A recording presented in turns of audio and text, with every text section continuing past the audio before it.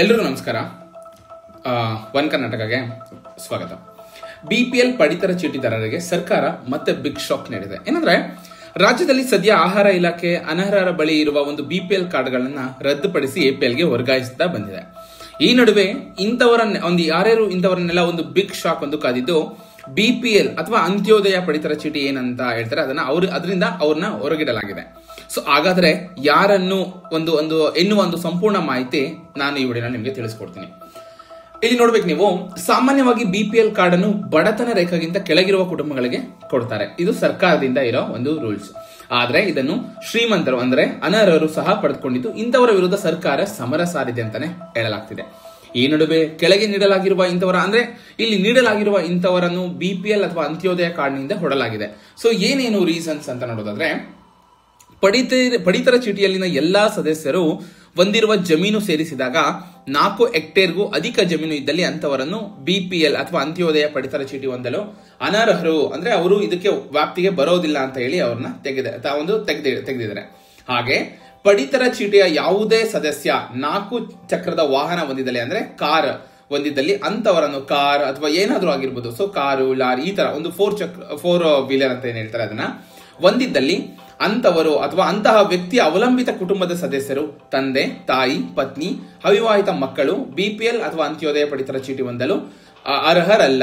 So ಯಾರೆಲ್ಲ ಒಂದು car, ಈ ತರ 4 ಚಕ್ರದ ವಾಹನ ಹೊಂದಿದ್ದಾರೆ ಅವರು ಈ ಒಂದು ಬಿಪಿಎಲ್ ಗೆ ಬರಲ್ಲ ಅಂತ ಹೇಳಿ ತೆಗೆದಿದ್ದಾರೆ, ರೀಸನ್ ಕೊಟ್ಟಿರೋದು. ಇನ್ನೊಂದು, ಜಿಎಸ್ಟಿ ಅಥವಾ ಆದಾಯ ತೆರಿಗೆ ಪಾವತಿಸುತ್ತಿರುವ ಯಾವುದೇ ವ್ಯಕ್ತಿ ಅಥವಾ ಅಂತಹ ವ್ಯಕ್ತಿಯ ಅವಲಂಬಿತ ಕುಟುಂಬದ ಸದಸ್ಯರು, ಅಂದ್ರೆ ಈಗ ತಂದೆ ತಾಯಿ ಇಬ್ರು ಮಕ್ಳು ಇರ್ತಾರೆ, ಅವರಲ್ಲಿ ಯಾರಾದ್ರೂ ಒಬ್ಬರಿಗೆ ಇನ್ಕಮ್ ಟ್ಯಾಕ್ಸ್ ಬರ್ತಾ ಇದ್ರೆ ಅಥವಾ ಪಾವತಿ ಮಾಡಿದ್ರೆ, ಈಗ ಎಕ್ಸಾಂಪಲ್ ಕೆಲವೊಂದು ಸಲ ಏನಾಗುತ್ತೆ, ಸೊ ಒಂದು ಬೇಸಿಕ್ ಲಿಮಿಟ್ ಆ ಒಂದು ಇದ್ರಲ್ಲೂ ಬರುತ್ತೆ, ಓಕೆನಾ. ಯಾವುದೇ ಒಂದು ಇದ್ರ ರೀತಿಯಲ್ಲಿ ಒಂದು ಇನ್ಕಮ್ ಟ್ಯಾಕ್ಸ್ ನ ಪೇಮೆಂಟ್ ಮಾಡಿದ್ರೆ ಸೊ ಅಂತವರಿಗೆ ಒಂದು ಈ ಪಡಿತರ ಚೀಟಿ ವ್ಯಾಪ್ತಿಗೆ ಬರೋದಿಲ್ಲ ಅಂತ ಸರ್ಕಾರ ಹೇಳಿದ್ದಾರೆ, ಓಕೆನಾ.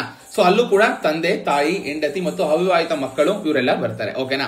ಸೊ ಇದೊಂದು ಇದಾದ್ರೆ, ಇನ್ನೊಂದು, ಸರ್ಕಾರಿ ನೌಕರಿ ಮಾಡುತ್ತಿರುವ ಯಾವುದೇ ವ್ಯಕ್ತಿ ಅಥವಾ ಅಂತಹ ವ್ಯಕ್ತಿಯ ಅವಲಂಬಿತ ಕುಟುಂಬದ ಒಬ್ಬ ಸದಸ್ಯರು, ಅಂದ್ರೆ ತಂದೆ, ತಾಯಿ, ಹೆಂಡತಿ, ಅವಿವಾಹಿತ ಮಕ್ಕಳು, ಅಂದ್ರೆ ಬಿಪಿಎಲ್ ಅಥವಾ ಅಂತ್ಯೋದಯ ಪಡಿತರ ಚೀಟಿ ಹೊಂದಲು ಅರ್ಹರಲ್ಲ, ಓಕೆನಾ. ಸೊ ಸರ್ಕಾರಿ ಒಂದು ಸೌಲಭ್ಯದಲ್ಲಿ ಇದ್ರೆ ನೀವು, ಅಂದ್ರೆ ಕೆಲಸ ಮಾಡ್ತಿದ್ರೆ, ಸರ್ಕಾರಿ ನೌಕರಿ ಇದ್ರೆ ನಿಮಗೆ ಬರೋದಿಲ್ಲ. ಹಾಗೆ ಸಹಕಾರಿ ಸಂಘಗಳಲ್ಲಿ ಕಾರ್ಯನಿರ್ವಹಿಸುತ್ತಿರುವ ಕಾಯಂ ಸಿಬ್ಬಂದಿ, ಮತ್ತೆ ಹೇಳ್ತಾ ಇದ್ದೀನಿ, ಒಂದು ಸಹಕಾರಿ ಸಂಘದಲ್ಲಿ ಕಾರ್ಯನಿರ್ವಹಿಸುತ್ತಿರುವ ಒಬ್ಬ ಕಾಯಂ ಏನಾದ್ರೂ ಸಿಬ್ಬಂದಿ ಆಗಿದ್ರೆ ಅಂತಹ ವ್ಯಕ್ತಿ ಫ್ಯಾಮಿಲಿಗೂ ಕೂಡ ಬಿಪಿಎಲ್ ಅಪ್ಲಿಕೇಬಲ್ ಆಗಲ್ಲ.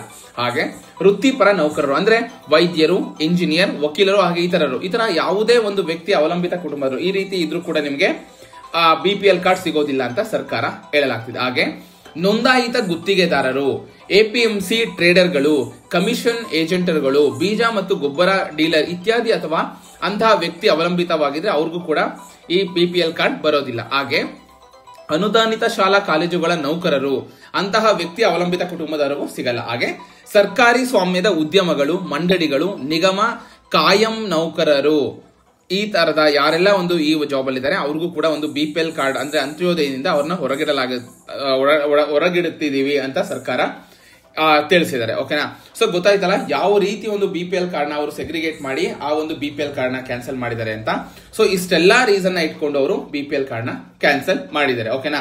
ಸೊ ನಿಮ್ದೇನಾದ್ರೂ ಕ್ಯಾನ್ಸಲ್ ಆಗಿದ್ರೆ ನೀವು ಕೂಡ ಒಂದು ಫುಡ್ ಏನ್ ವೆಬ್ಸೈಟ್ ಇದೆ, ಒಂದು ಕರ್ನಾಟಕದ ವೆಬ್ಸೈಟ್ ಇದೆ, ಹೋಗಿ ವಿಸಿಟ್ ಮಾಡಿ ನಿಮ್ಮ ಒಂದು ರೇಷನ್ ಕಾರ್ಡ್ ನಂಬರ್ ಹಾಕಿ ಚೆಕ್ ಮಾಡಬಹುದು. ಸೊ ಇದೇ ರೀತಿ ಒಂದು ಲೇಟೆಸ್ಟ್ ಅಪ್ಡೇಟ್ ಗಾಗಿ ನನ್ನ ಯೂಟ್ಯೂಬ್ ಚಾನಲ್ ಸಬ್ಸ್ಕ್ರೈಬ್ ಮಾಡಿ, ಇದೇ ರೀತಿ ಸಪೋರ್ಟ್ ಮಾಡ್ತಾ ಇರಿ. ವಿಡಿಯೋ ನೋಡಿದ್ದಕ್ಕಾಗಿ ಧನ್ಯವಾದಗಳು.